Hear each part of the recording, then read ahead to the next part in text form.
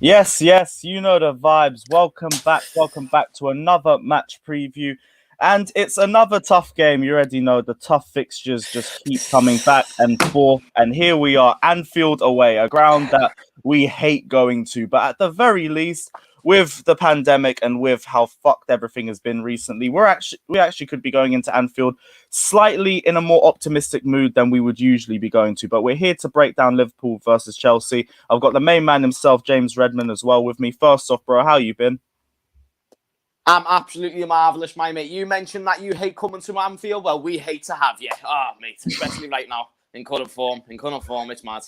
It's Yeah, mad. low-key, we're better off with the fans as well because, especially when it comes to Liverpool FC, the fans are genuinely the 12th man. I will Yeah. say, like, low-key, you do need to score first at Anfield before we do properly hear you guys. But once you bang that first goal, it's fucking loud for 90 minutes. Listen, bro, like we save it. We ball it all up for the moment where the players need it. It's like a cheat code, you know what I mean? It's like, right, now we'll go and now they'll get that thing. But it's one of them, like, even before the game with I know a lot of teams have, the little anthems and whatnot, but you'll never walk alone. That's something that gets you bigged up in itself, type of thing. And because Liverpool have been one of them clubs for years where, we've got older fans who go to the stadium, you're not going to have everyone screaming, and then you've got sort of people looking round to each other thinking, well, yeah, if I go, will you go? It's like that in every football stadium, do you know what I mean? But like you said, when we get a goal or two, that's when we really start rocking, and you can pretty much guarantee the 3 points or the qualifications to the next round, depending on the competition. Yeah, big up everyone who's locked in as well. We have over 100%, over 100 of you guys already locked in. So smash the like button, Smash the like, people. Subscribe button. Check out James's channel as well. The link is in the tile. So literally press the button, sends you straight to his channel, and smash the subscribe button as well. And yeah, Liverpool versus Chelsea, 5th place versus 6th place. And this result is vital to the pair of us. Like everyone's saying, yeah, Liverpool's in a terrible position right now. They have to win this game. So do Chelsea. I mean, we can't sit here and ignore the stats going into our game as well. If we don't beat Liverpool, that's no win in 3 league games. And I guarantee that all the Lampard mourners are going to be the first one on that as well to say, we'd be in the same position under Frank Lampard. Why did we sack Frank Lampard? Where was you on that situation with Frank? Like, dead quick, because I don't know what your stance was on Frank Lampard. Was you with, or was you all right with the decision? See, it was as the season progressed. Like Arsenal, I was like, well, this is just a howler. But whatever, we have howlers under a manager. Man City was where it was really starting to turn because Man City, happy with the lineup and everything, happy with the way we set out, but we were still 3-0 down in 20 minutes, and it was clear that the system was the problem. So then I'm like, cool. I'll wait till the Tottenham game. We face Tottenham at the end of the month. I can give Lampard a month. There's a lot of games in that run because of how messed up the season is. That's enough time to say, okay, Lampard, this is the worst part of your Chelsea career. Fix it. Nothing was getting fixed. Like, we'd faced Fulham, scraped a win against Fulham, and they were down to 10 men for half of that game. So I'm just sitting there like, well, this ain't really the most motivating of performances. And then Leicester City, everyone's saying, if Lampard don't win this game, he's getting sacked. The players going, I don't care if the players don't check social media and everything. They know how vital that job is to Frank Lampard. They played it like it was a preseason game. So at that point, it was like to me, yeah, he has to go. And then he said the team wasn't capable of winning the league title. And I was like, no, we did not spend 250 million plus for you to tell me this team can't win the league. Now, I don't think he was wrong. One thing. I don't think he was wrong. Yeah, I don't think he was wrong. I don't think your squad at the moment has got the capabilities to win the league. And I don't even mean in hindsight. I mean, like, even at the time as well. I thought it was very naive of not just Chelsea fans, but for neutrals to kind of just expect, just success, like, instantly after you've just bought a few players in one summer transfer window. It's like, it's not FIFA. It's not, like, you can't just expect, even though they're very, very good, have it. Let's actually contextualise, like, these players that you've bought. Havertz, he's 20 years of age, coming from the Bundesliga. Who was he playing for? Leverkusen. Like, I'm not being funny, mate. I know there's a price tag and all, but let's actually look. A spade's a spade type of thing, and this is a 20-year-old kid coming to a very physical league. If you're expecting him to hit it off straight away, I'm sorry, but you can't have got another thing coming. Timo Werner, should he score more chances? Yeah. Didn't he even say as well, if I scored or like half them chances that I missed, like, Frank Lampard would probably still have the job. Even Timo Werner said it, but it's like, you can't just expect. Like, don't get me wrong, I thought he was going to do better. I wanted him for Liverpool. I thought you kind of stole him from us there, and we ended up getting Jota. Hindsight's a beautiful thing, but at the time, there's no doubt who you prefer. Werner will turn out to be a decent striker for you, in my opinion. Same with other players, like Ziyech had a good start and then he faded away a little bit. It's like, it's circumstances, you know. I don't think it's the case you that... you get Thiago Silva at the back. You can't just expect, even though he's been one of the better signings, you couldn't have just expected him to fit nicely into the Premier League and be boss. It's like 34. Low-key, I can't lie. Thiago Silva's been one of the best centre-backs in the league this season. He's and that's why he deserves the credit that he... Like, honestly, mate, I've saw it. Like, from an outsider looking in, I've saw what Thiago Silva can do. And this season, he's just shown that he's got the IQ. You know, the pace can go. The certain abilities, they can go. But once you've got it up here and it's locked in, you can add a few more years to your career. Thiago Silva's done that. But I mean, like, the other players, you know, the ones who aren't as proven, they've only been doing it for a few seasons. It's just, I thought it was naive, is the way I think of it, regardless of how much you spent. I understand that, but I think you're seeing it as we thought that, yeah, title's ours this season. I didn't necessarily think that, but I'd expect us to be contending for it. Like, I thought the season would be Liverpool, Man City, and Chelsea. I expect out of the three clubs, Chelsea would probably be the first one to drop out of the three. But I think we'd be contending and we'd be around the race for a long period of time because as a squad, and I still stand by it, we have one of the best squads in the league right now. The only problem is something that's the part where we should have already understood. The final third, and even going into this game as well, even under Thomas Tuchel since he's joined us, our play in the final third has absolutely reeked. And defensively, we're solid. Even in the midfield, like, there's maybe be some holes, like if we play N'Golo Kante, because we will lose the ball a little bit more when we play Kante compared to the Jovicic pivot. But same way, it's just as soon as we get to the final third, either the key passes aren't there, or we create the chances and we don't put them in the back of the net. It's a thing where we need about 5 or 6 chances to score. And that's what also makes this game interesting, because you guys are kind of the same as well. Exactly that. Like, we have the worst hitmen in the world. Literally just that. Can't hit the target to save their lives. They need 5 or 6 chances, and then maybe they can put one into the back of the net. It seems like everyone has got a 2-star weak foot, except it's both of their feet. Like, you know, especially in this minute, you know, that we're using it, you're thinking to yourself, like Bobby, he had a chance against Sheffield the other day, and don't get me wrong, he ended up scoring in the game. It was deflection, but still he got a goal. And I love Bobby. Oh my God, like he's a legend for this club. Like, I know, like, people might throw around the word legend, but fucking hell, he's just won a Champions League and Premier League. He's a legend in my eyes. That being said, it's one of them things where I saw him miss a one-on-one against Ramsdale. That just was unforgivable. And I've said it for time. I've said it from last season when we were winning every game. Bobby Firmino is not a striker. We can put the number 9 on his back all we want. We can say, oh, well, you're playing the false 9 all we want. We can say, you're the best in the world at what you do, Bobby. Keep it up. Like, mate, it doesn't matter. If he's getting them chances, which he gets a lot of them, I don't want him to be covering that position. I love Bobby. Oh, my God, people don't even, like, you know, try and twist my words because I love Bobby Firmino. But you get what I'm trying to say, don't you? Like, the striker needs to score bloody goals. So what do you think is the case then? Do you think it's just Firmino gets a bad rep, or is it just holes in his game? Because as an all-round player, like, I can rate him. I'm not even going to say too much about it, but because he's put in that sort of position, it's like goals are demanded of him, and when they don't come out, that's the first thing that they're going to get on his head about. And the thing is, it's not his fault because he's not a natural finisher type of thing. He's never tried to be that. You know, it's just because he's had 17, 18, for example, where he scored a good few goals, and the season before, that season after, he didn't do too bad. But overall, you know, if we're talking about the overall picture, it's recently he's not been doing what a striker does. And then the argument's given, well, he plays a different role. He plays a false 9, he comes in deeper, which is true. But at the same time, if you look at how many chances he gets per game, him and Salah probably get the most chances. You know, Mane just behind them. And he misses a lot of them. At least Salah puts some of them away. Mane recently has been doing the same thing. So we're in the same boat when you think about it. You know, we've got an incompetent sort of finisher up front, maybe good players or whatnot, but can't get the ball in the back of the net, like you said, worst hitmen. And then, don't get me wrong, we've got the top goal scorer in the league in Salah, but he's the only one who's scoring. So it doesn't mean. And even with Salah, he's still missing a couple big chances per game as well. That's all. But that's also just Salah. It's because he gets loads. He gets loads of chances to the way he can cover that up. He's still a very good player. You know, people actually don't sort. And I'm not trying to try and add anything to his game, but people don't realise how much space he creates for other players. Actually, how much, like, he's not the most track and back type of player, but everything he does on the other side of the pitch is perfect. The only way he could ask more is if he finished every one of his chances, which is a bit much to ask type of thing, but there's some I'm chances not where going you to think, mock it for him when we've got Werner that's got the exact same thing, but he isn't really putting those chances in the back of the net either. Yeah, that's the thing. What's happening with Jota as well? Because I heard he was low-key meant to be back for this game. Right, so he was ill.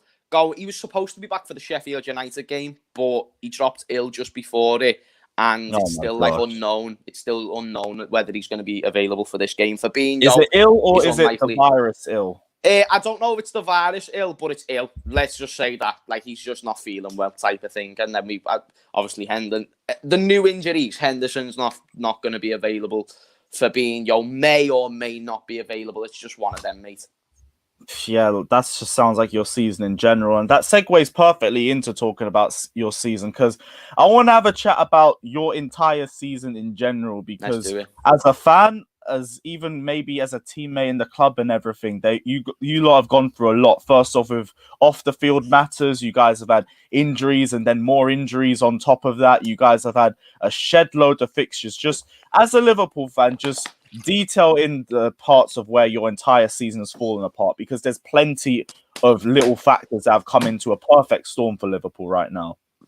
The mad thing is, my brother, is like, haters will say I'm making excuses, but that's not the case. You have still got to factorise things that have took place into this season. For example, it started from Virgil van Dijk, where Jordan Pickford, he goes in on him, doesn't even get like a red card for it or whatnot. Apparently we're having sour grapes, but I'm not being funny. I think anyone would. Being in that same situation, losing your best player, do you know what I mean? Anyway, so that was just the start of it. And you can lose Virgil van Dijk, but you've still got another team of champions there. You know, you can lose one integral piece of that, but it's not gonna affect you too badly.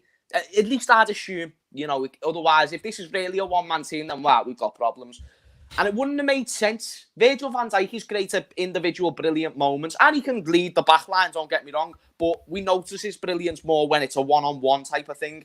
But just because he makes it look so easy doesn't mean another player can't step into that role. Like Joel Matip, when he's actually fit, he can look brilliant. He can fill that role, Joe Gomez. But then you lose Joe Gomez. Then you lose Joel Matip, and then you're thinking, shit. You fold the leg over and you're thinking to you're scratching your chin, and you're thinking to yourself, well, what do we do from here? Because I'm in a predicament where I've lost my best centre-back, I've lost the partner next to him, and I've lost steroids on Pringles in Joel Matip, who, yes, always gets injured, but he's not just out for 3 days no more. He's out for the rest of the frigging season. During this, our two main signings of the summer in Thiago Alcantara and Diogo Jota. Thiago, even though he hasn't been playing well recently, let's call a spade a spade. We missed our key signing for the first part of the season due to injury. Again, because that came against Everton. Bastards. Anyway, let's move on to Diogo Jota. That was a decision from Jurgen Klopp I didn't like, because he got injured in a game that he didn't need to play. It was the last game in the Champions League group stage against Midtjylland when we were already confirmed top of the group. We could have played. That's the thing with Klopp. No, wait there. I know you're gonna call it out. Believe me, I'm leading towards it. This is one thing that pissed me off, and I said it at the time, and I'll say it now, because we've just missed, like you said, our most informed attacker for friggin' the first part of the season. So now he's just played 87 minutes of a game that you could have played the under-18s in, and it wouldn't have made a friggin' difference. And he's out for 3 months, so now we've just lost our most informed attacker. Regardless whether he's still unknown, and yes, he could have went on to go on bad form. That's not what it is to us. We're losing our goals at the minute. So that's another factor. On top of many other little niggles, injuries here and there. Do you get what I mean? Like people mention about Leicester. Leicester are doing so well with the injuries that they've got. But I am sorry. The level of their injuries, even though has been mad, is still nowhere near the level of ours. We have got per game this season about 7-8 injuries leading into a match. Naby Keita's just got back fit. Oxlade-Chamberlain's just got back. And Oxlade-Chamberlain just isn't the same player no more. And can you be surprised? Because injuries injured every season. So it's the lack of investment over the past few years. But based on our squad that we've actually got, it's just not there. It's not good enough anyway. So now we've actually had to delve into our squad, and now we've realised, well, Origi's not good enough as a backup striker. Shaqiri's not good enough as a backup winger. He's old. We've realised that now, but because of incompetence and FSG thinking, well, we've just won the league, we're all right for a few years. We never went out. It's hard to account for these sorts of injuries, though. That's the thing. It is, but we should still be doing. This is where I like get rid of the excuses part of it. We should still be doing better than what we are. But then I can counteract that with, well, we've lost our spine. How can you expect any team, even if it is, Liverpool Football Club, it's not the same team. You're playing Nat Phillips and Kabak at the back. Kabak just coming from a Bundesliga side who were 20th. Do you get what I'm saying, bro? Like, you can't. There was plenty of options. I'm surprised you went for him, but it's there. Bro, there weren't plenty of options, but there was better options. And the reason why we went for Kabak and B-Tech Ben Davies from the Championship, like, mate, we got 2 players combined, £4 million was spent. And get on this, we weren't even going to buy them if Joel Matip never got injured. Joel Matip got injured just before the transfer window ended, like, for the rest of the season. We weren't even going to buy a centre-back. You lot were in a rush for it as well. So imagine if that happened 3 days later. Don't get me wrong, us as the fans, we were saying, get a centre-back in now. But the board just weren't going to do it. There was no talks. There was nothing going on behind the scenes. I don't give a fuck what people say. They were all right. We're not spending no money. They were happy with Henderson at the back. But then Matip got injured and whatnot, and now we're in his proper situation. You mentioned about Jurgen Klopp. You touched on it, about some of the decisions. Don't get me wrong, made a few questionable ones, but the one you've really got to look at is FSG. They haven't broadened the squad enough. And even with the players we've got available now, a lot of them will be our backup players anyway, and they're not good enough because now they're having to play and they're having to prove themselves, and they're just not Origi. Best moments of my life have came from Origi. He scored in the Dortmund game 4-3 a few years ago in the Europa League. Great game. Scored against Barcelona in the 4-0 win. And he scored in the Champions League final. 3 biggest games of my life he's been involved in them games. Will always forever be a cult hero in my eyes. That being said, he will not... How do I put this lightly? He's just not good enough. He's just not good enough. Michy Batshuayi type beat. That's exactly what it feels like. Yeah. 3 of the greatest moments I've had in grounds because of Michy. But as a player, I don't want to see this man start for us. It's literally the exact same thing. And I'm guessing what? It's this all-round game in general, right? Pretty much. Can finish well, proper striker. Actually, I like to give him leeway because I believe if he was given a bit more of a chance, he could maybe do better. But nah, he's not good enough for Liverpool, is what I'd say. Yeah.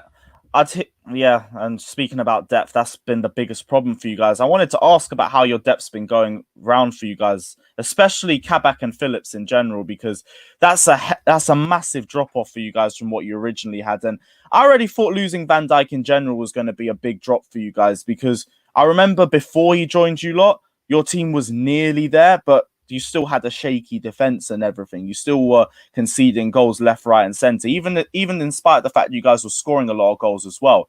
Then you brought Van Dijk in, and that literally halved in general just with his arrival into the squad. So I can imagine him dropping out is going to have the same sort of impact, and that's before all the other injuries that you guys have had to deal with as well. But with that in mind, how has Phillips and Kabak been for you guys the last few games? Because that is the back 2 that we're going to have to deal with on Thursday. Sound. I'm not going to say boss. A few people have questions on Kabak. The only thing I have to say to people who have a question on Kabak, don't set the expectation for a centre-back who should be playing for Liverpool, so a Van Dijk, who we're used to seeing at that position. Don't be expecting these levels of performances, because I feel like a lot of people do. We do it with Adrian, the person who also might start this game, because Alisson, obviously, rest in peace to his father and whatnot. Obviously, sincere condolences to the family. Of course. And I've said it, like, however much time you need to take, my mate, you do that, because only you can understand what you're going through right now. So then we're left with Kelleher and Adrian, our 2 backup goalkeepers. Kelleher's injured, which means we've got to use Adrian type of thing. He is no confidence, like 0. That being said, when he was introduced into the side, he had a good game. Do you get what I'm saying? So we've got these type of mistakes, and then you've got him, you've got Kabak, and you've got Nat Phillips all in a game together. You can't expect that to work wonders, especially straight away. You've got to have communication with the goalkeeper. You've got to have the communication with your fellow centre-back partner, and Kabak can barely speak English. So it's just one of them, lad. Like, I like Nat Phillips. I like what he does for the team, but this is why I don't think we'll get top 4, because they're just a little bit of a breaking thing there, by the way. Like, I don't think we'll get top 4 because you need a better defence than that. Yeah, and that should fill me with a lot of optimism going into the game. But hey, we are Charity FC incarnate. I cannot sit here and get overly gassed on it. I know we're going to have opportunities, But also, and people are going to kill me for saying this. If there is one team that could give Phillips, Kabak, and Adrian another clean sheet, and it's not Sheffield United, it probably would fucking be us, because we just aren't clinical, and that is a jarring thing in itself. Adrian himself. I'm nearly moving like the Sky Sports commentators, for fuck's sake. Yeah, Adrian in general. The fact that he kept a clean sheet in that game, and you're saying he had a semi-decent performance, low-key could work to his benefit, because we all know with goalkeepers, it's a heavy confidence game. Like we saw with tanked the entire season. Adrian as well, he's had his bad moments for you guys in general, especially last season as well. But a performance like that, do you think it's something you can build on for the Chelsea game as well? Yeah, I agree with you when it comes to the goalkeeper confidence thing. It's like when a goalkeeper has made a blunder. For example, Alisson literally made no mistakes until a few weeks ago and made a mistake. And then in the next game, he made another one. And it's about... And that's not just coincidence, surely. It's about confidence. It's about in moments you're overthinking certain situations, like, oh, should I move? Should I have been a bit more to the left or whatever? Because that's what goalkeepers are thinking. They're thinking about footwork. They're thinking about positioning of the hands, the body. How big are they making themselves look? Have they got the weight? You know, obviously, no fucking rudeness about this, but have they got the legs too far out type of thing? You know what I'm saying? That, like, there's all these factors. And when you start making mistakes, you start to question your own game. It's like that in anything. It's like a finisher. If you're missing a few chances, like, wow, what's going on here? It's like I'm a boxer, so when I do boxing and I'm sparring, it's like, oh shit, I'm questioning. Like, and if I'm getting battered by the fella, I can't just stick to my normal game because I'm getting battered. It's not working for me, so I need to change it up. That's what they do in them moments. Adrian, I feel like just with a sound game, and like I said, he never made no world-class saves. He did what he had to do, and that's all we can expect from him because he's not an Alisson. That's all we can hope for in this game. If he can do the basics right, I feel like we can probably neutralise you because I know offensively you're not the best side. And like I said, Kabak and Phillips have been decent. The only real thing you should be hoping for is a mistake. Because other than that, they're actually playing okay in terms of a line, in terms of... I mentioned communication before. It seems like they're communicating all right. It's just you can't expect them to be world-class straight away is the point I was trying to make. So... I'm thinking we'll be okay, but I'm only saying that because we've been okay to this point with them two. Does that make sense? It hasn't really backfired on us too much, but you can also be overconfident. Yeah, exactly that. Big up Scott as well. Thanks for hopping on. Right, Scott. Right. What's your thoughts, bro? I think in terms of Liverpool, I think just from the outside looking in, I feel as though... I said it in the comments, I think I agree with what you said in terms of I don't think there's many excuses. I know what you said about the injuries thing, but I think that Leicester have had bad injuries. And I think that they've had... You particularly saw yesterday against Arsenal. They had so many people, like key players, out. Barnes got injured as well. And I think it is starting to take the toll on them. In terms of what you said about Kabak and the defence, I think the thing with me with Kabak is... I'm not expecting him to be amazing like Van Dijk level because that's just stupid. No one in the world pretty much can be that level apart from a select few. But the thing with me is you scouted this guy for 7 months before you bought him, I think it was. Like you were scouting him in the end of last season. Yeah. Anyone with 2 eyes and a brain and looked at the Bundesliga can tell you this guy isn't good enough. Like, right, so Scott, I just have to intercept my mate, and it's one of them things where you're talking about a 20-year-old footballer who, when we were scouting him to be a 4th choice, not a first teamer for Liverpool Football Club. So you can sit there and say he's not good enough now. I even agree with that to some extent. That being said, you also can say he's had a Champions League game there where he was man of the match performance against a very informed Leipzig side. So you can say when you've watched the game or two of him, oh, he's shit. But there's loads of play. If you watch Vidic's worst ever performance, you're going to see that he weren't good enough. And we're talking about the early stages of his career. So I do get what you mean. I just feel like it's a bit of excessive to kind of say, oh, anyone with eyes and that he shows he's not good enough. Yeah. I'll form a point. But I do get that. I just think for me, there, as you said, I think I think as Lewis said, I think there were better options out there. Even not necessarily like expensive option or just an option to go on loan for something. Like even in the Premier League, like you could go and get someone like I agree with you, bro. I even said that. I even said to you before, didn't I, my G? It's like one of them things where we could have gone and we spent a combined 4 million on 2 centre backs. Yeah. And we wouldn't have got them if Matip weren't injured. Because I thought I heard the Matip injury. I was thinking you guys are probably just going to try and look for someone's 3rd or 4th choice defender in the Premier League or something, because at the very least you get someone with Premier League experience. I heard you guys, I don't remember what Chelsea defender I heard you guys were interested in. It was a quiet rumor, obviously didn't lead anywhere, but I heard you guys are interested in a Rudiger or Christensen just to get you through the next 4 or 6 months. Rudiger. It was Rudiger. Yeah, and like Rudiger would have been an excellent option for you guys. Obviously not saying you guys should have done it, because I'm kind of glad he's here right now, especially with the injuries that we've had. But that would have been a better option for you guys for the next 4 to 6 months, right? It's easy to say, like, oh, we could have got this player. The only reason why I don't look into it as much is because it's not just as, you know, it's not just it's just not as clear as that. You know, transfers can go one way or another. Don't get me wrong. I've said it. Our toners are tight. You know, they'll sell a player and then they'll invest. They don't really, you know, and they don't even invest all of that money type of thing. You know, they sold Brewster for 25 million in the summer. They sold Hoover for 10 million. Have you heard of Hoover? Sold him for 10 million. It's one of them things, mate. Exactly. He's actually I saw him in a couple games. Was it last season, the season before? He was fairly decent. You wouldn't have saw him in our team. You would have been watching him in our under 23s, and we sold him for 10 million. So it's one of them things, mate.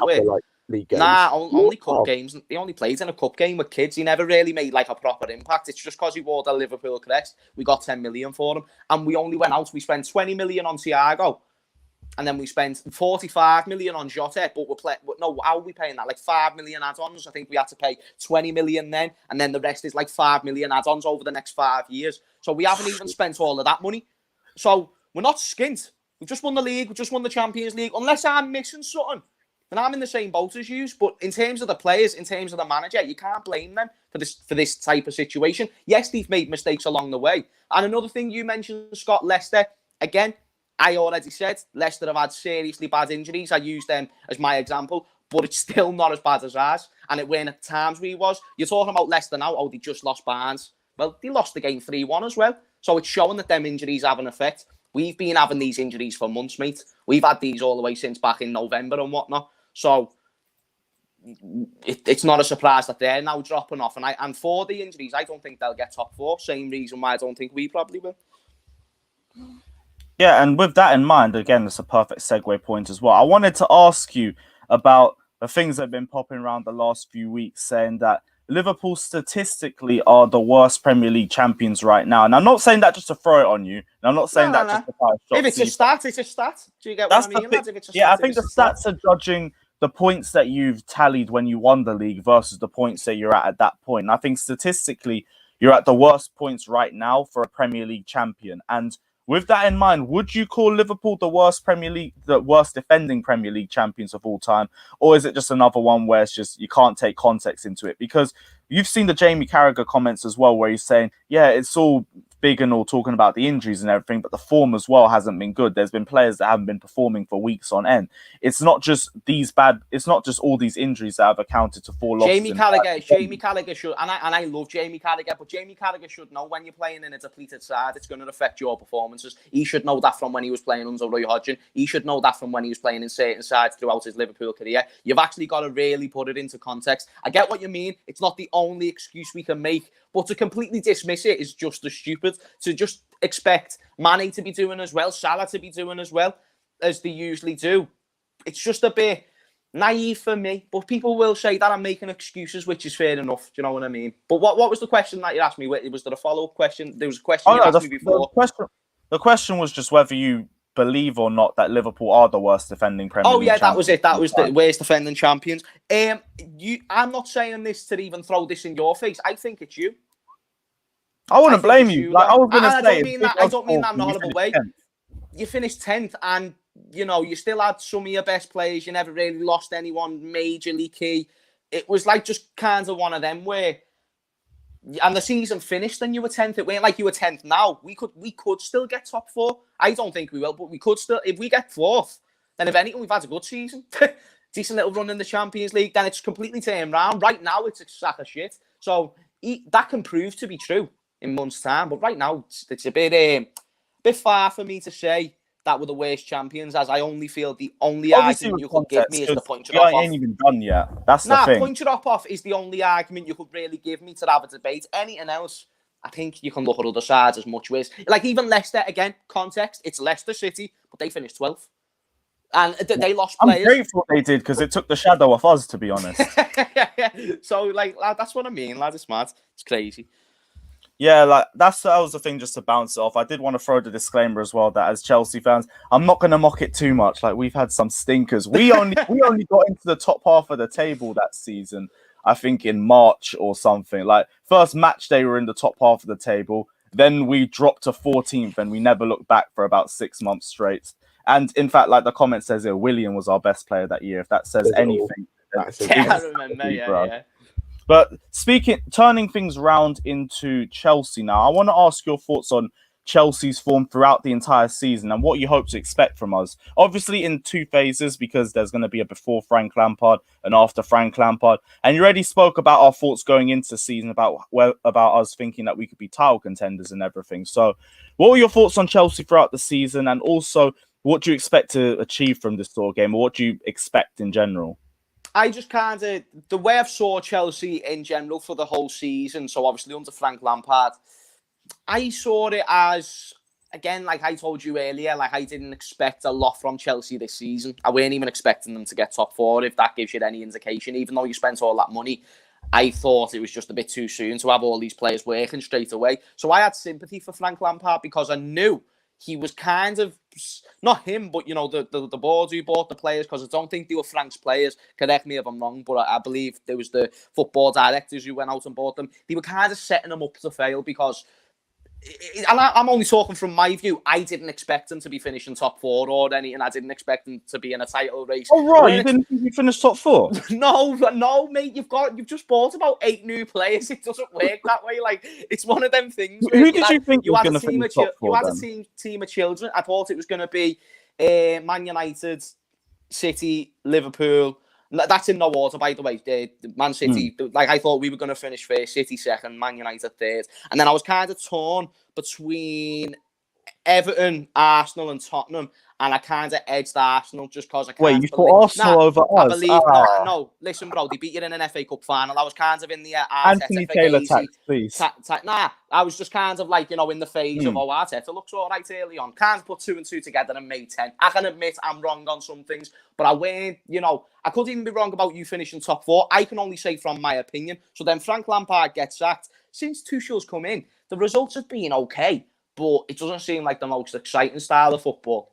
And I fear most teams who can score multiple goals. If you can defend well, sounds. But we've actually been able to not break down good defenses, but we've been able to get a moment where we can maybe get a penalty or something like that. Do you get what I mean? Like it's the low blocks we really tend to struggle against in terms of offensive scoring as well. But like I said, I fear more teams who can score goals and actually kill us instead of it being just like a boring 1-1 draw. Because that's not a bad result in general. I don't want to draw. But against Chelsea, with the form of both teams, it's not a bad result for us. Yeah, with that as well, because now you lot need the result more than we do, but that's where I'm a bit worried in terms of the style of play, because you say you prefer you struggle more against teams that play with low blocks, and we don't really do that. Well, I haven't really seen us do that much under Tuchel because we've been more facing teams that do that against us. Yeah. So it's kind of like push versus push in this one. You lot are going to prefer a team that sits deep against you. We're not going to sit deep, but you lot are also going to prefer that as well because it's going to be 2 teams that are actually going to be fighting with each other and giving each other space in behind. That's what's been playing into our hands. So even though we lost to like City and Leicester and whatnot, we have generally played better against them type of sides. You know, that was obviously like them type of blips. They were better teams on the day. But even like Leipzig, for example, they went forward against us, made mistakes, and we were able to capitalise. These are the games I feel more confident for. Even Everton, who we lost to, I was more confident for that game than what it was against the smaller sides. It didn't work out in our favour in the end, but especially, and also I think it's important to mention, last game against Sheffield, we changed our formation and whatnot finally, or like our system, because the way we've been losing, we haven't been changing nothing, but now we finally changed certain type of things, so it's going to be a different Liverpool team to what I've been watching over the past few weeks, which is why I'm excited.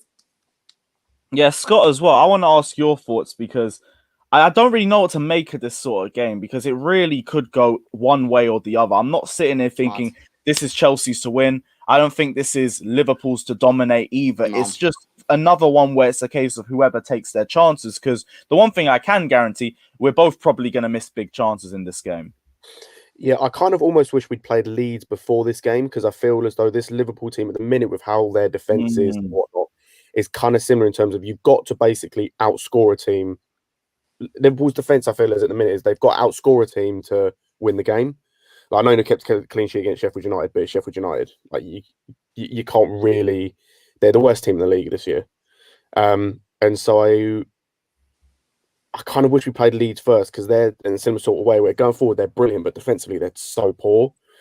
So I don't know because you saw against United, we created some chances where we probably either should have taken a shot or should have scored, like ZX chance, Mount should have shot.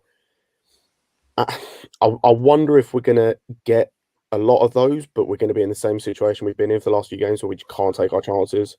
We just can't score. But in the same way, we're not playing against, a Dan James, a Rashford, who it's all about instinct. We're playing against a Mane, a Salah, a Firmino, who even though, as James said earlier, he's not a natural goal scorer, his link-up play is very, very good. And it does worry me a little, but I don't know. I feel as though we'll get chances. It's just all about whether we can score. It's all about whether we can score them.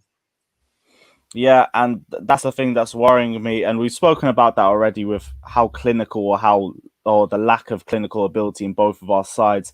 And I want to ask you, James, as well about how important this sort of result is to your top four hopes as well, because your run of games after this is a little bit sticky. Obviously, we do have the international break that's coming after the second round of fixtures, but after the Liverpool game, you got Fulham, which we can't sit here and underestimate them, even if they're lower. I've said it all season. Against bigger sides, they can cause issues.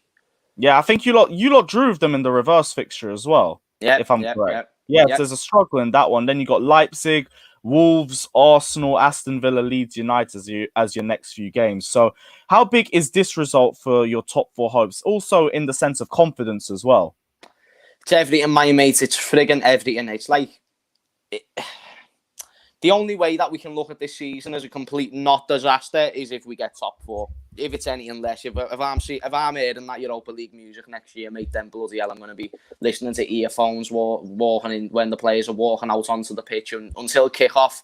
I might even cover top corner of my screen just so I don't see the Europa League.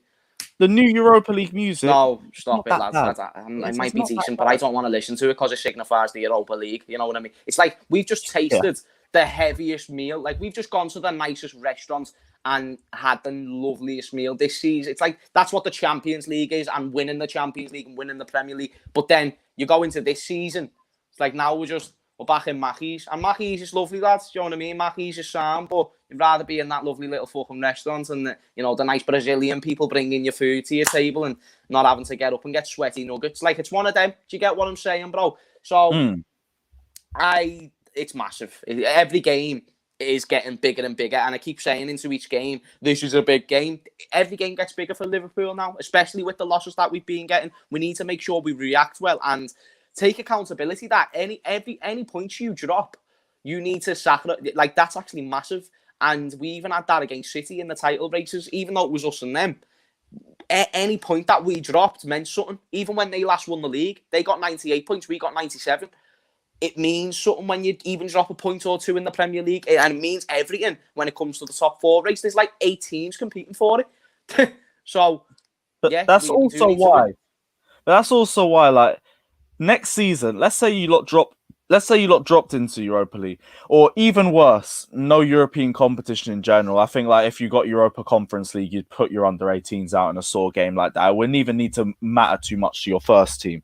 But if you were to drop into Europa League, you'd still have a team that potentially would be in an even better shape for contending for the league title the next season. Because I think if you lot were in the Europa League, I would not expect Jurgen Klopp to take it seriously, especially with his recent record with, like, the FA Cup and the League Cup as well. Granted, like, there was that Villa match where they played their under-18s and you still played the first team. And I was like, wait, what are you doing? You complained about injuries like literally a week ago and you did this sort of result. But same way, in the Europa League, I think if you're in that sort of situation, it would low-key be better for your side because you would just be able to focus permanently on the Premier League. And you'd be guaranteed top four once Van Dijk and the others are back. That's not even a question at this point. Yeah, no, still not really happy about the Europa League. I just, like, it's it's just unnecessary football. You can bring out the second team, but the last time we were in the Europa League, we went all the way to the final. So maybe Jurgen Klopp might take it serious. Do you get what I'm saying? I don't know what he's going to do. Europa League is like a sort of thing where, like, from our experience, you don't even have to play the first team until the quarters, the semis. Like, it's got more competitive, cool. But there's still like a huge amount of just dead clubs that you could make mistakes as much as you want. Probably make you pay for it once in the match or something like that. And the rest, it would be good experience, I think. It's basically until you get the teams that drop down from the Champions League. That's when it gets difficult. Until then, yeah, it's like, you don't even touch them for like the last 16 at a minimum, and that's just if you're unlucky and you draw one of them. Nah. I don't want no Europa League football, boys. Like, it's just one of them things. I'm saying whatever I can to warm you up to it. Nah, like, listen, Europa League's for I experienced Europa League and we got to the final and lost. Ever since then, I've just had a distaste for it because I actually got excited to win the Europa League. Can you imagine that? Because when I was younger and we won the Champions League in 2005, I was fucking 5, mate. So it's one of them things. Like, I can't remember it that clearly. Obviously, I can claim it. I can say I was alive for it. I was in the moment, but you can't say you were feel there. The moment. Yeah, do you get what I'm saying, lads? I don't know. I remember it very vaguely. Can't remember the whole night. Probably went to sleep before everyone. That being said, when we got to the Europa League final, I was like, I know it's not a big trophy, but at least I can say it to the Everton fans, because when you're growing up in Liverpool, it's only you and Everton fans, so I can finally say, we've won a fucking semi-decent trophy and you've won fuck all. So we lost that. And I was just fuming because we hadn't won a League Cup since like 2012, and that's the League Cup. At least we would have won like a European competition in Jurgen Klopp's first season, and then we just didn't win it. So I was just like, fuck this business. Let's go on to Champions League football now. Scott, I do want to ask you as well. Also, big up Jester for the donation. We haven't gone to it yet because I just wanted to save to the end of the show before we talk about lineups. But Scott, what lineup are you hoping to see instead of expecting? What lineup would you like to see come up for this game? And Kai Havertz at false 9, like, this has been something that I've been interested in for a while. But I also don't know if this is the sort of game where we try it out against, because this is a big match. And also Havertz isn't fully match sharp yet. He's had barely any game time since the injuries and coming back from the virus and everything. And I think it's a huge rush to make, but as a future option, I think that's a great shout. To be fair, I wouldn't be opposed to what Jester's put out. The thing I think as well that with Kai, I know it's a different country and a different league, so to speak, but he's used to playing against the two centre-backs. Played against them last season. Played against Phillips when they played Stuttgart, and they played Kabak when they played Schalke. So he's used to playing them. As I said, might be a different league, might be a different country, so a little bit different in terms of that, but it's still something he's used to. Whereas playing, Giroud or Tammy, it's a completely new, like, they've got no idea what to expect. So it could work. I wouldn't be opposed to it, as I said, because I think you saw some people complain after the United match, like, that Giroud didn't really offer much when he doesn't score. And I think all the problems Tammy has, like, at this point, I'm just like, I'm almost to the point where I've given up with him, because it's like what you and James, or you were saying about Batshuayi and James saying about Origi, where it's like, yeah, he can score, but apart from that, what else does he do? Like, his hold up play is terrible. You know what's so jarring about that? People say, yeah, but it's his striker, it's his job to score. Like, don't be stupid, man. Like, in 2021, there's so many more different things you need from your striker except put a ball in the back of the net. Name me one top, like, one trick pony striker in the Prem, and that's Jamie Vardy. Name me another, like, a one trick pony, so all they can basically do is score goals. They don't have any other facets to their game in the like top striker in the Prem or in any other league. Exactly that, and that's why you only need a specific system like that for your striker. If your striker can only finish, you have to play to their system and literally play down to 10 men until you get him in a position to put the ball in the back of the net. Exactly. But that's why I think Kai could be good, because he's got the presence to hold the ball up. He's good with the ball at his feet, and we also know, like, from the Bundesliga, he can score goals. So I think I would not be opposed to trying him at false 9. Yes, it's maybe a bit early to throw him back in, but I'd happily take him at false 9 in this game. I think it's early, but I'll say you're slightly warming me up to it, only because the fact that Liverpool's defense, I do still think we can get at them. And if anything, that's probably the only place that's only part of the pitch that gives me a bit of confidence, because we've got our back three, and Thiago Silva might be back for it. low-key, I wouldn't throw Thiago Silva into this sort of game anyway. Like, we've had this thing with Frank Lampard for the longest where we said, oh, he doesn't play players based on merit. He has his favourites. Well, none of these no one in the back three right now deserves to be getting benched based on merit. They've all been performing and overperforming over the last 5 or 6 games. And with that in mind, would I throw our 36-year-old semi-injured winger without match sharpness into a game against the Premier League champions, knowing it's not their attack that's been suffering through injuries, it's been their defense and in goal? Like, that don't really make a lot of sense to me. So I'd keep the same back three. I can't lie. Exactly. I think you bring who's the next sort of not poor team, but who's the next only I don't want to say average because that's just disrespectful, but you know what I mean. Like Sheffield United in the cup, it's after Liverpool, it's Everton, Leeds, Atletico. Leeds. You can throw him back in against Leeds if he's fully fit, because Leeds in the minds for Atletico, I would back. Yeah, because that's not a game where you go. He's yes, they're good going forward, but I feel as though he has the ability to deal with Bamford, and apart from that, ain't really got that many goal scorers. So I'd be opposed to that. But yeah, I wouldn't chuck him back in this game. That's an accident waiting to happen. Like, he either gets injured again and he's out for longer, or he's not fully fit and it ends up costing us. Yeah, I rate his post-match recovery, and that's half the reason why he performs at this level, even at the age of 36. But same way, you have to take the age into account at a certain point. We can't act like he's 28 years old or anything like that again. And if we want to keep him, and if we want to max out his longevity at this club, because I still think Thiago Silva can offer something to us next season, arguably the season afterwards as well. That's arguably, and that's with a lot of speculation as well. But in order to do that, you protect him now. So I think that's the number one thing we have to have in mind, and we don't have to rush him into this one either. James, I want to turn back to you as well, because what sort of team are you expecting to field against us on Thursday? Well, I've just read that Klopp is confident that Jota, Fabinho and Alisson will all be available for this game. If that's the case, then I'm going to say Alisson in goal, left back Robertson, right back Trent, centre backs Fabinho and Kabak. Midfield, we will go with Gini in the 6, Thiago and Curtis Jones, the almighty. Left wing, Sadio. Right wing, Mo Salah. And then striker, Bobby Firmino. Actually, if you're asking me, then Jota. I was just about to ask that. Striker. But I don't think that's the way it'll be. I feel like that's the team that he will put out if them players are available. 3 fucking players back for the Chelsea. I mean, they were short-term injuries. Well, Fabinho was a bit longer. In fact, Jota was 3 months. Yeah, in fact, you're right. I can't be arsed, man. I can't be fucking arsed. Right, I take back what I said about the Kai False 9 thing. I can't lie. If I was going to say... Fabinho's at the back, yeah. Fabinho pocketed Werner, no questions asked in the last game, so... Werner up front, we already know that isn't happening. I think if we see him, that's a left forward thing or a 2-man attack. We ain't doing that 4-3-3 thing no more, at least not until next season. But fucking hell, 3 players back for this game. Hey, well, listen, lad, there's still 10 players out. So if you can take any silver linings, you can take that, you know what I mean? Yeah, but you know Fabinho at centre-back, he's been balling out for you guys. He's been balling, but it's still a depleted Liverpool team, and you've got all your players, so to be honest, and you're on form. Even when Fabinho was available, we weren't on form.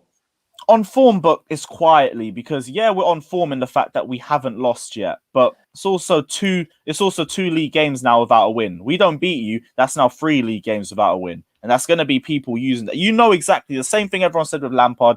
It's going to be the same thing with Tuchel. They're going to be like, oh, so now we're not winning games anymore, but we sacked the manager. Should have stuck with Frank Lampard. You know exactly the way it's going to turn. I can't be bothered. If we draw or lose that game, I can't be bothered with going on Twitter and seeing all these people going, should he keep Frank Lampard? If you draw, I feel like you'll get away with it. If you draw, you won't against the United side, where we were far the better side, and you had people going, "Oh, why did we sack Frank Lampard? We should have kept United are very dear. Even though United in form are better than us, I feel like people still have more respect for a Liverpool draw than a United draw. I know that sounds mad, but it just seems like even me, I'm there fuming after the game, and people are like, "Oh, it's not that bad. You'll be all right soon." Don't get me wrong. There's the people who take the piss, but I feel like the majority of people who are outsiders looking in, and Liverpool fans, just feel like Liverpool are going to come back soon. Whereas it's very different sort of circumstances. It's not just that case. So I feel like you'll be okay in terms of banter, but I get that you want all 3 points, because if there's any time you're going to come to Anfield and get all 3 points, it's going to be when we've just lost there 4 times in a row. So, yeah. That's the thing, because you've had a lot of records that have been broke as well. Manchester City's We first always don't fuck off about that, because we always do that. We always do it every single time. We'll break a record, and then we'll break a record that opposes that one. So, like, we'll go on our longest ever home winning streak, and then we'll go on our longest ever home losing streak in like 120 years. But, like, it's like we just want to keep breaking records, whether they're good or bad doesn't fucking matter. We just want to keep breaking them. Come on, we're Liverpool FC. Pisses me off, bro. Honestly, there was nothing worse when we just lost to Burnley, and then from then on it was just shit. Everton have just beat us for the first time in my lifetime at Anfield. Get on that. Thankfully, I weren't there to witness it. That must have been ridiculous for you. Cause you're Liverpool based, didn't you? I mean, Lads, I've been to every derby in my lifetime from the age of 5. I've been to every derby. Home and away? No, not all the aways. Every home derby. I need to correct that. So there's only one that I never made it to. We still won that game. But obviously I've never saw us lose. It's always been a win, a draw, that, there and that. Thanks fuck I weren't there for the one time we did lose, mate. That's perfect though, because once everyone comes back, you just be like, yeah, that didn't happen. I didn't see it. Sorry. This season's mad, and the only reason why we'll always be able to get away with winning the league last year in a COVID season is we won the league by the time COVID pretty much hit. So we can always say, well, you can say what you want because of COVID. We were always going to win the league. And actually, in hindsight, we're going to see that it affected Liverpool more than helped them. So this season, however, I don't know, mate. I feel like, say if Everton get top 4, like, that'll be a great achievement for them. And I'll actually say to me, Everton mates, like, listen, fair play, Carlo's done the bitch. But when fans come back in, if they just go back to shit again, it'll be the biggest anomaly ever. Because people will have the excuse like, nah, it happened in a time where no one gave a fuck and everyone was doing shit. Do you think that that's the thing, though? Do you think that us being in lockdown has had an effect on fixtures? But to what extent? Because, like, we're seeing it now. Like, Man City have had their first win at Anfield. Everton as well. There's been freak results like the 7-2 at Aston Villa as well. You've got Aston Villa, Everton, Southampton. It's been the worst season ever. Been the worst season ever. Like, try and lose to Man United, get knocked out of Man United out of the FA Cup, losing to Everton for the first time in my lifetime, at least at Anfield, then losing to Aston Villa 7-2, which has also happened this season. Pretty much losing your league title after, well, pretty much once it got to about end of January, start of February, league title was fucking gone. Top 4 hopes then started to go out the drain. We still don't know if they're going to rejuvenate themselves. It's been a mad season. Do you know what I say? This season's been on drugs. It's just been on drugs. Yes. It's been on the mad stuff. No one knows what to do, and we've just got to go along with it. One, not even the Class C shit. This is a proper like, you better not get caught with this shit, is what I'm trying to say. Although we say that, there's a one big constant that Manchester City is still top of the league and fucking running away with it regardless. At the same time, they kind of should. I know that's a mad thing to say, but did you see their bench the other week? You're not wrong, bro. Like, if even without De Bruyne, even without Aguero, means fuck all. Boys. Like, that depth team... Depth on depth. Depth upon depth. Mate, it's mad. Like, I saw it. There was, like, Foden, Sterling, Cancelo. He was on the bench. Laporte. I was going to say, it's mad when Laporte don't get into their team. Bro, get on this. Last season, they never won the league. No, last season, when they never won the league because Laporte weren't in the defence. Oh, no, I was going to say 2 seasons ago. We lose all of our centre-backs. I like that. Wasn't like 2 seasons ago he was the second best centre back in the league when it was the season. It was that season was like 1 on the 1 point. I think he might have. I'm not it was sure. Van Dijk before, wasn't it? Yeah, but and now he can't get the team. But you say that, it also does make sense because I was saying earlier, I thought the title contenders for the season were going to be Liverpool. Oh, fuck's sake, my camera's flopped. 1 second. God damn it. Yeah, like I was saying, Liverpool, Manchester City, and Chelsea as our 3 main title contenders. Chelsea obviously bottled it. We had obviously for other factors as well. And now Liverpool have had their outside factors as well. So it is just Manchester City. So you say that, but it also does low-key make a bit of sense as well. Yeah, they should. It's one of the, even going into the season, they should have had a much better season than last year. And even still, if you look at their points tally, it's not going to be the Man City that we're used to. It's just because they've been able to build this run over the past few games. They still had a very poor start to the season. It was when Diaz and that and whatnot, and Pep changed a few things. They're still very, very good, and you need a lot of things to come together for them to achieve what they've achieved. But if there's a team that should win the league this year, it was them. And when you put circumstances into it as well, because they've even had injuries, but just not to the scale of other teams. All right, well, as a final question, then I'm going to go through both of you for this. Just get score predictions, especially now with the injuries that have just cut, with the players that could potentially be coming back. James, chat to me. What's your score predictions for the game on Thursday? I mean, I know we beat Sheffield, but I'm one of them Liverpool fans that I'm not jumping on the high horse yet. Even as Scott said before, it's Sheffield. You should really be beating them in any given day, no matter what form you're in. I say a draw. I can't say a win. It's just there's still not enough evidence there for me to say a win. The only evidence I've got is, we used to be boss like a few months ago. We used to be quality. Like, you've got to go off recent form, mate. You've got to go off circumstances. I can see best result, best case scenario, a draw. I'll say 1-1. 1-1? Okay, cool. Scott, what about you? What's your thoughts? I was tempted to say a draw as well, but I kind of want to back my team. But I just, like, Salah always turns up and I can just see him scoring again. But I was about to say, has Salah scored against us? I forgot about that banger a few years ago. Yeah, honestly, don't ask that question. I went all the way to Liverpool to not go to the ground to watch the game, to watch it in a hotel, to watch him smash it top bins. Fucking waste of time that was. Mo Salah, you dancer. Jamie Carragher made me cry when I watched that back. I will say slight Kepa tax, but we do move. Is what it is. I'm going to cool. 2-1 Chelsea. I'm going to back my team. See, I'm going to go... It'll be a draw, but part of me does think it'll be a draw. For me, I'm going to go 1-0 Chelsea. Only because I've got no reason not to believe in my defence right now. And regardless of how good Liverpool's attack is, to say that we could keep a clean sheet, I don't think it's the biggest statement in the world, especially with how good the back three's been in recent weeks. I wouldn't be surprised if we conceded, but I also wouldn't be surprised if we kept a clean sheet, because we have been, over the 90 minutes, I expect the defence to be amazing regardless. I don't expect there to be a lot of mistakes. I'm just playing Jota scores. I'm just playing Jota can get a shot or something. Like, maybe come on. Plays, he'll probably fucking score, because he's been in ridiculous form for you guys this season. Yeah, I mean, that would be ideal. It'd be nice for him to come back, get a goal, and be able to build a little bit of momentum. That'd be ideal. Right, so yeah, I'm going to go 1-0 Chelsea, but that is literally, my camera's fucking up again. This webcam's pissing me off. But yes, I'm going to go 1-0 Chelsea, but that's also under the idea that we actually push ball into the back of the net, which is going to be easier said than done. But the thing with Chelsea, at the very least, is that we have goal scorers all over the pitch.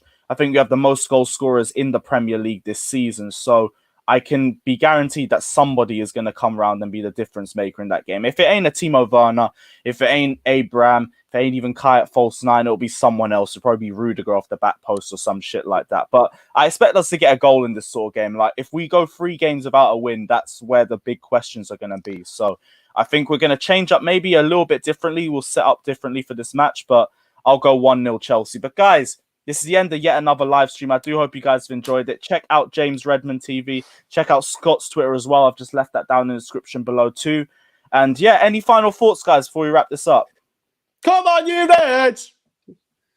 Couldn't have asked for anything better. But yeah, guys, take care, like and subscribe, and up the Chelsea.